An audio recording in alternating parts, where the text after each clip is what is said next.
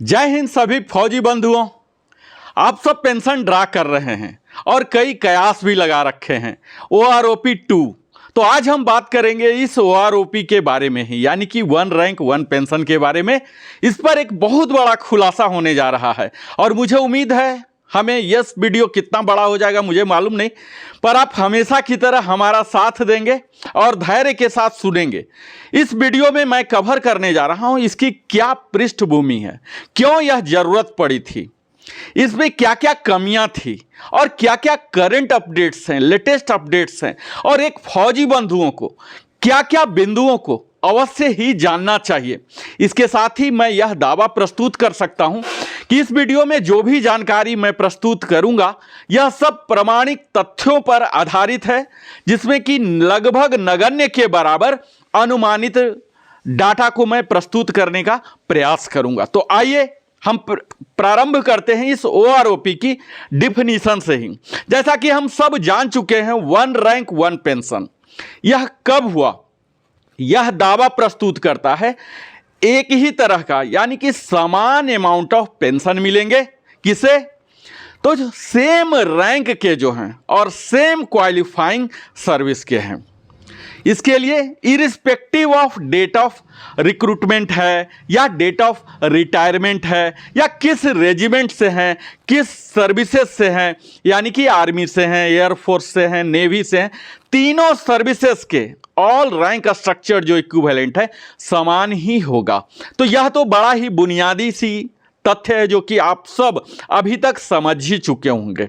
अब अगर इस तथ्य को समझ चुके होंगे कि समान रैंक को समान पेंशन, समान इक्विवेलेंट क्वालिफाइंग सर्विसेज को मिलना है, तब हम आगे की बात अब प्रारंभ करते हैं। आगे की बात प्रारंभ करें इससे पहले थोड़ी सी आपको हम इसके बैकग्राउंड इतिहास पर भी एक झलक में दिखा दूं। OROP की जरूरत क्यों पड़ी थी? तो अगर आप इस पर रिसर्च करेंगे तो आपको पता लगेगा कि यह रिजल्ट था एक यूनिलेटरल डिसीजन ले लिया गया था सरकार के द्वारा, तत्कालीन सरकार। कब की? 1973 की। यह पेंशन की मात्रा को रिड्यूस करने के लिए डिफेंस वेटरन्स के लिए, जिनकी की पेंशन पहले 70% ऑफ देयर इन्वॉल्वमेंट आते थे, उन्हें 50% रिड्यूस कर दिया गया 1973 से। सेंट्रल गवर्नमेंट जो तत्कालीन था, मैं नाम लेना नहीं पसंद करूंगा, उनके द्वारा घटा दिया गया। और यह काम हुआ बगैर संपर्क किए किसी भी डिफेंस फोर्सेस के, और इसके कारण उनके मोरल पर एक बहुत बड़ा अटैक हुआ। और इस यूनिलैटरल डिसीजन के कारण ही इस OROP का जो कंसेप्ट है यह पैदा हुआ। जो एजिटेशन हुए उस टाइम, उसी का नाम दिया गया OROP।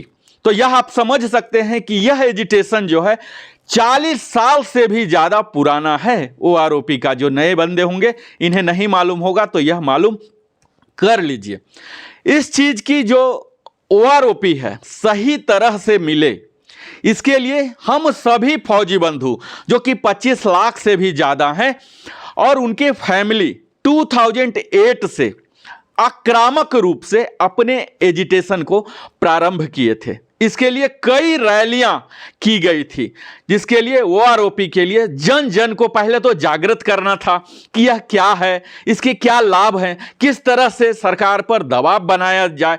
इस तरह की तमाम रणनीतियां हुई और फाइनली उन सब रणनीतियों के आधार पर ही, उनके कारण ही UPA गवर्नमेंट जो उस टाइम तत्कालीन थी 26 फरवरी 2014 को इन प्रिंसिपल सैंक्शन कर दिया था।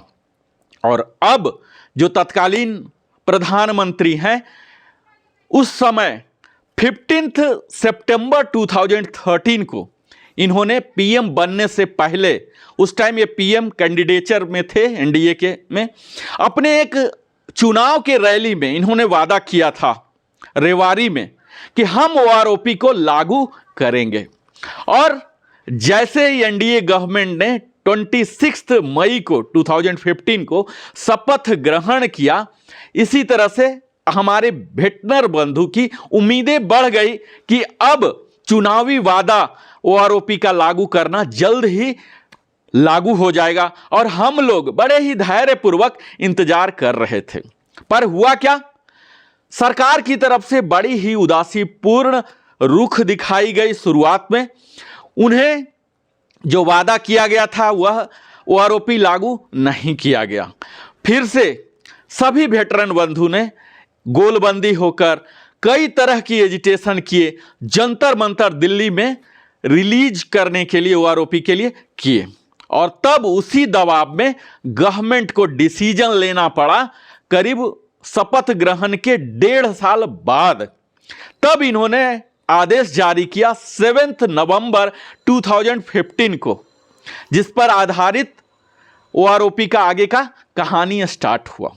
एनडीए गवर्नमेंट ने लागू तो किया 1.5 साल के बाद अपने चुनावी वादा को पूरा करने के लिए, पर उसका जो ओआरओपी का एक्चुअल परिभाषा था, वास्तविक परिभाषा, उन्होंने बदल दिया, और इसके कारण कई तरह की एनोमलीज पैदा हो गई।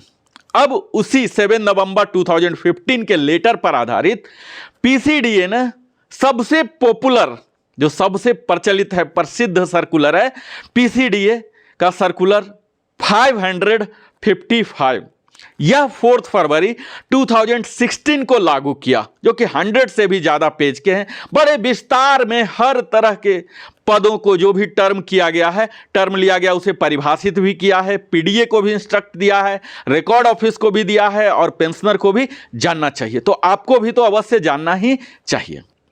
यह 4 फरवरी 2016 को लागू किया गया, और उससे 45 डेज के अंदर सभी पीडीओ को आदेश दिया गया कि आप यथाशीघ्र ओआरओपी 1 का एरियर लागू करें, जो कि सभी बैंक ने लगभग 16 मार्च 2016 को एरियर, जो कि 4 इंस्टॉलमेंट में आने थे, फर्स्ट एरियर लागू कर दिया गया 16 मार्च 2016 को।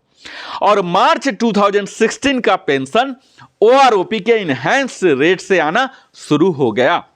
लगभग सभी लोगों में खुशी थी इस बात के लिए कि ओआरओपी, जो 40 साल से हमारे बंधु, बुजुर्ग बंधु ओआरओपी के लिए जो लड़ रहे थे, संघर्ष कर रहे थे, अब उन्हें मिल गया।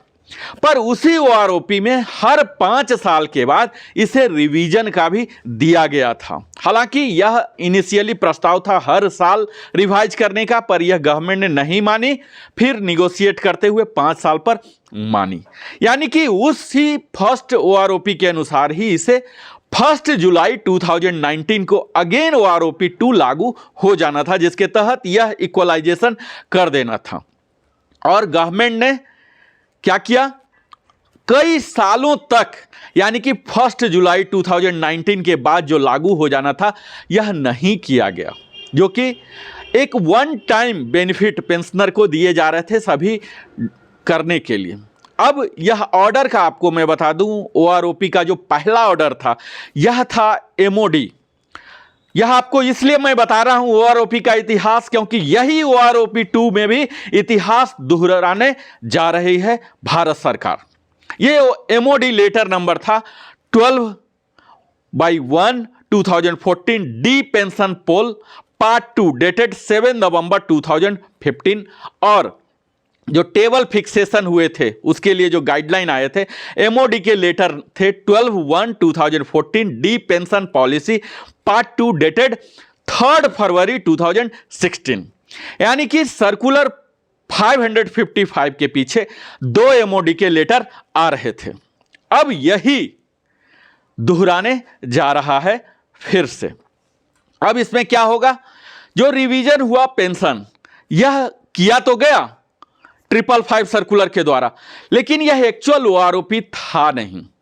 जो कोसियारी कमेटी रिपोर्ट, जिसके आधार पर यह ओआरओपी बना था, उसके कई रिकमेंडेशन को नजरअंदाज किया गया, और यही कई लोगों ने अध्ययन किया और पाया कि कई तरह की इसमें एनोमलीज हैं, और यही बैकग्राउंड हो गए ओआरओपी के ये सारे जो झंझट आप तमाम देख रहे हैं, जिससे कि कई फौजी बंधुओं में भी नाराजगी है।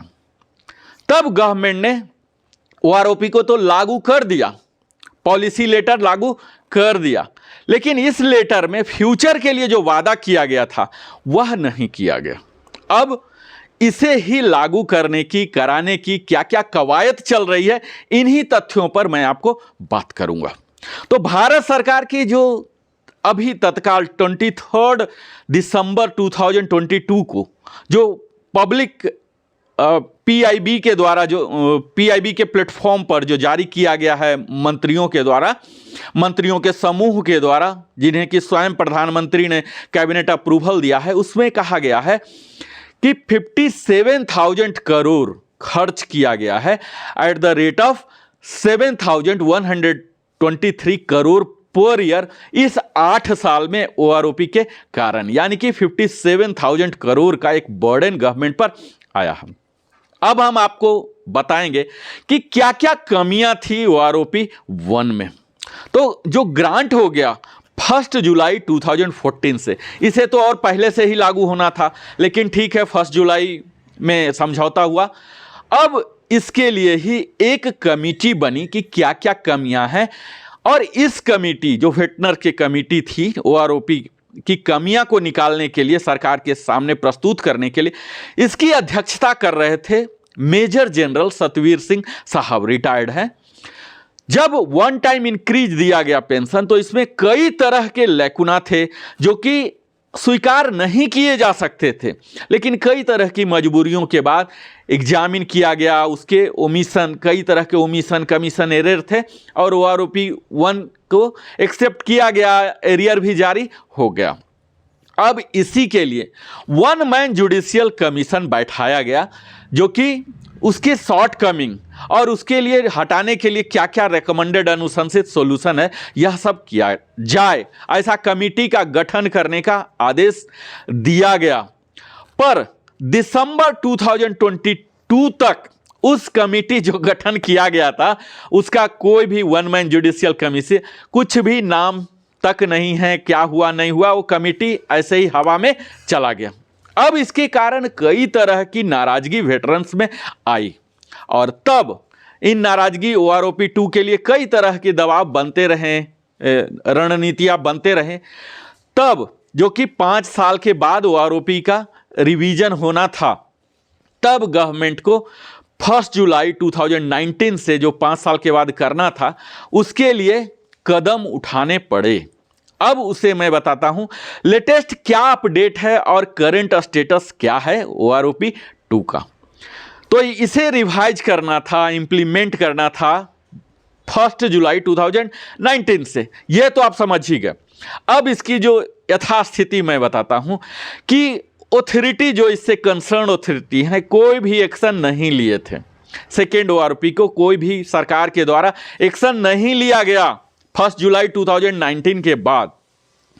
तब हमारे वेटरन्स बंधु हैं, इन्होंने ऑनरेबल सुप्रीम कोर्ट को पहुंचा, और तब एक बहुत लंबी संघर्ष के बाद ऑनरेबल सुप्रीम कोर्ट ने आदेश दिया गवर्नमेंट ऑफ इंडिया को कि आप सेकेंड ओआरओपी को लागू करने के लिए 3 महीने के अंदर जल्द से जल्द अपनी प्रक्रिया समाप्त करें, और वह डेट खत्म हो रहा था 15 जून 2022 को। अब 16 जून 22 को गवर्नमेंट ने फिर से अप्रोच किए ऑनरेबल सुप्रीम कोर्ट को कि फ्यूचर फिर 3 मंथ्स को हमें दिया जाए, हमने काम नहीं कर पाया है। 15 सितंबर 2022 तक उन्होंने एक्सटेंड कर लिया, और वह ऑनरेबल सुप्रीम कोर्ट के द्वारा ग्रांट भी कर दिया गया। अब यह तो वेटरन कम्युनिटी के लिए बड़ा ही दुखद घटना हुआ कि 2 बार 3-3 महीना का मिल गया। अब सेकेंड ओआरओपी जो है, इसे फिर से, जैसा कि हमेशा होते रहा है, आप ये समझ पा रहे होंगे अगर भारत के नागरिक होंगे तो, फिर से इसे ठंडे बस्ते यानी कि आप कह सकते हैं कोल्ड स्टोरेज में डाल दिया गया। अब 3 महीने एक्सटेंशन फिर से मांगने का प्रयास प्रारंभ होने लगा, और तब सेकेंड ओआरओपी को इंप्लीमेंट करने के लिए जो लास्ट डेट था सितंबर में जो दिया गया 15 दिसंबर 2022 था।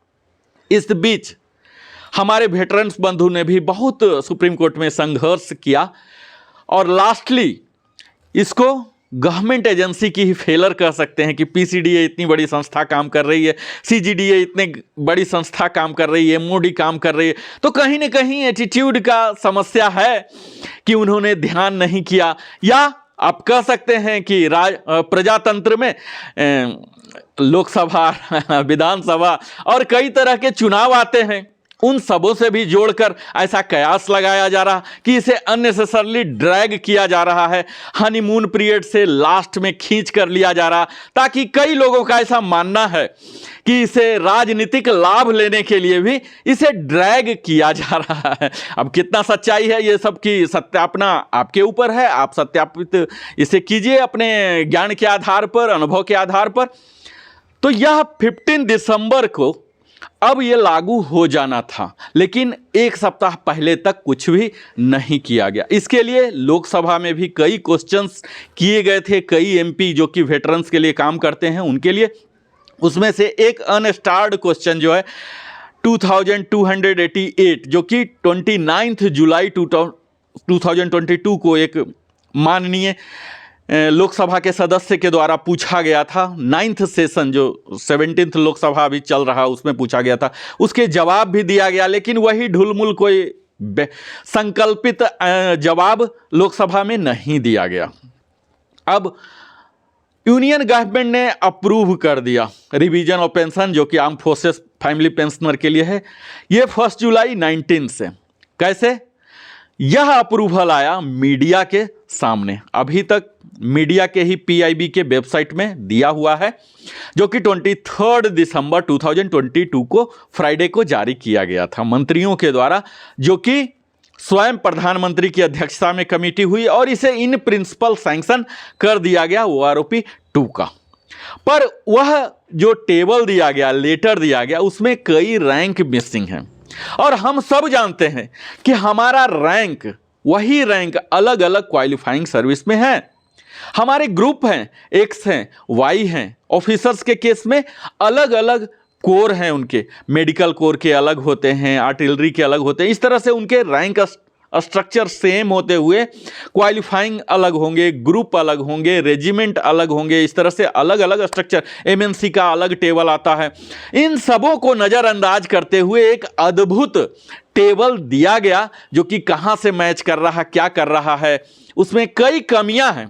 पहली कमियां तो यही है कि 1 जुलाई 2019 से एक बेसिक दिखाया गया, दूसरा 1 जुलाई 2021 से दिखाया गया। तो कई लोग यह कयास लगा रहे हैं कि पहला बेसिक रिवीजन मेरा जुलाई 19 से होगा, दूसरा 21 से होगा। हालांकि जब पीआईबी को पता लगा कि कुछ चूक हो चुकी है, तो उन्होंने इस कॉलम को हटा दिया 2021 वाले को।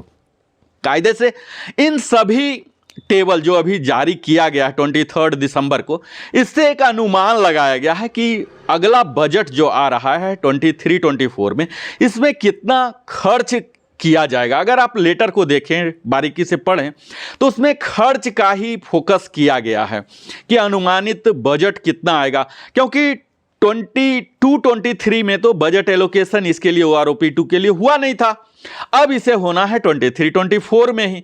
वहीं पर बजट एलोकेशन के लिए कितना एक्स्ट्रा एक्सपेंडिचर का आएगा बर्डन, इस चीज का एक मुआयना लगाया गया है। इससे यह नहीं लगाया जा सकता कि कब मिलेगा, क्योंकि उसमें डेट नहीं दिया गया। हाँ, इतना जरूर बताया गया है कि पूर्ववत 4 इंस्टॉलमेंट में ही दिया गया, 1 जुलाई 2019 से ही रहेगा। अब इसमें मैं बताऊं ओआरओपी 2 में कौन कौन बेनिफिशरी होंगे।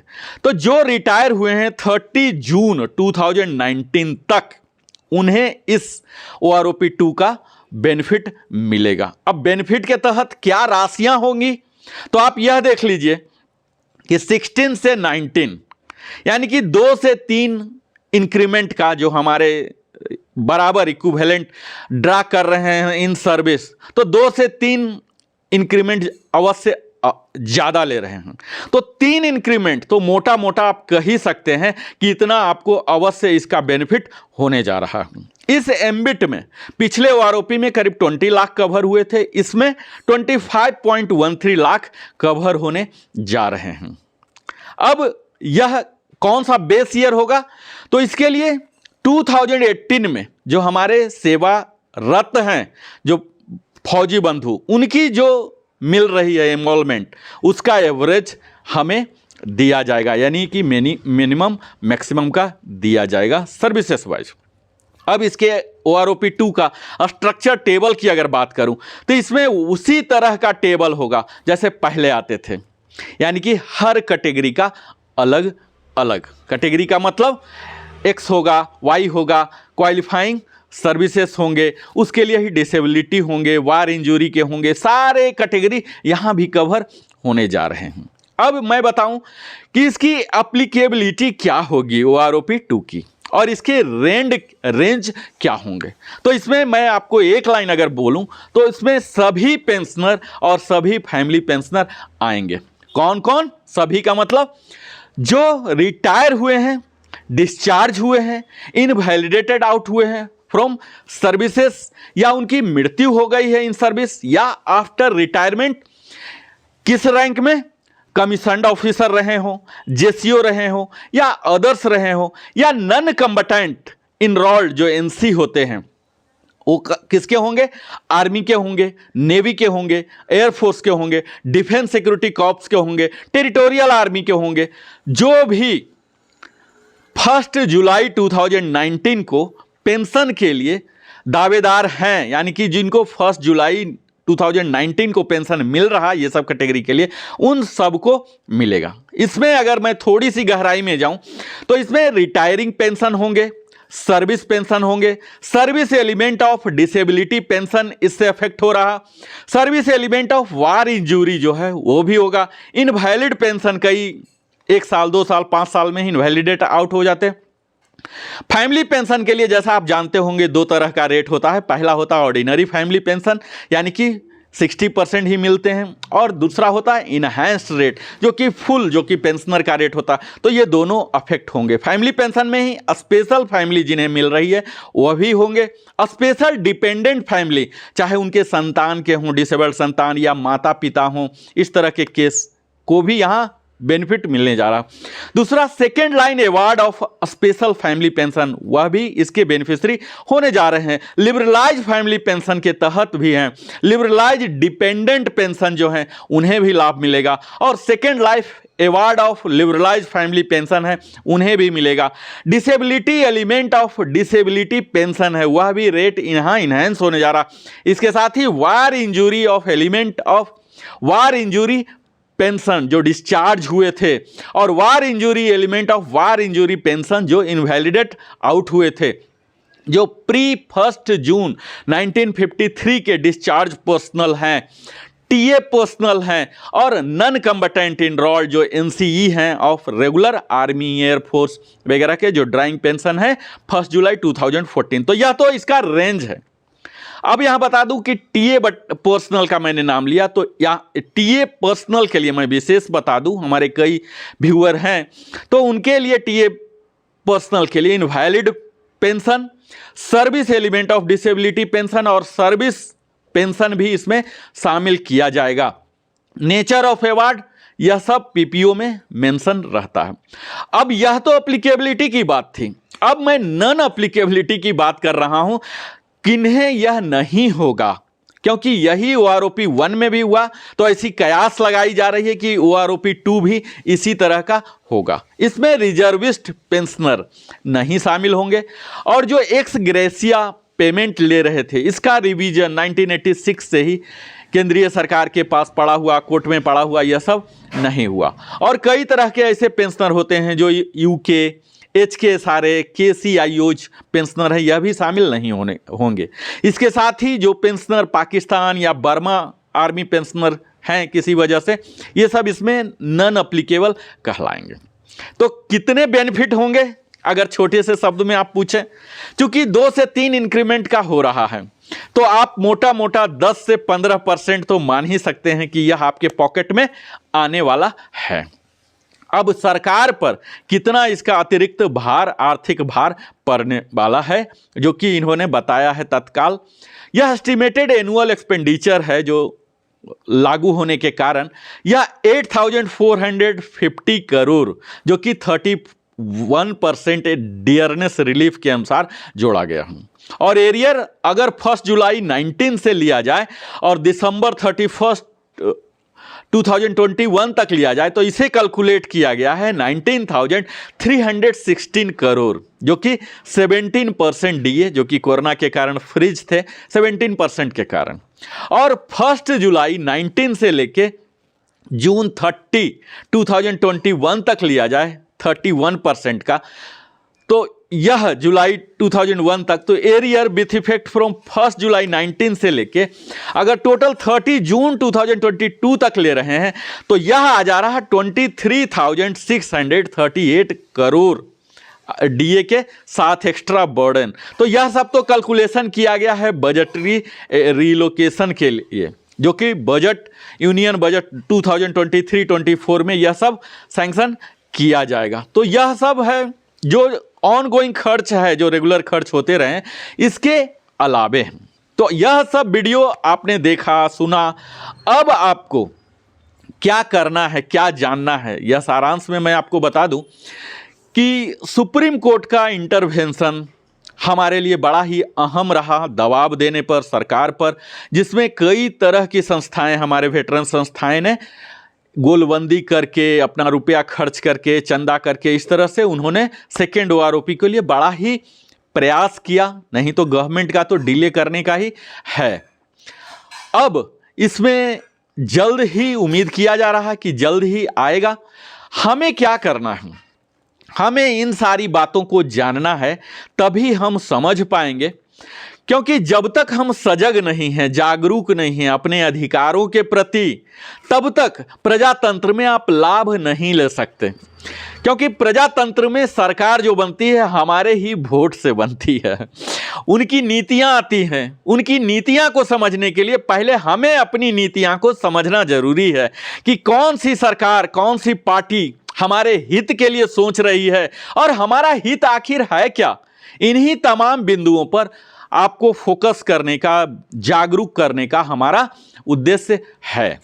आज हम देख पा रहे होंगे कि काफ़ी यह आगे बढ़ गया है मामला ओआरओपी 2 का, जहां की टेबल भी जारी किया गया है, आप देख पाए होंगे, जिसमें कि कई तरह के एनोमली हैं। सिपाही हैं, नायक हैं, हवलदार हैं, नायब सूबेदार हैं, सूबेदार मेजर हैं, और उसके बाद सीधा मेजर हैं।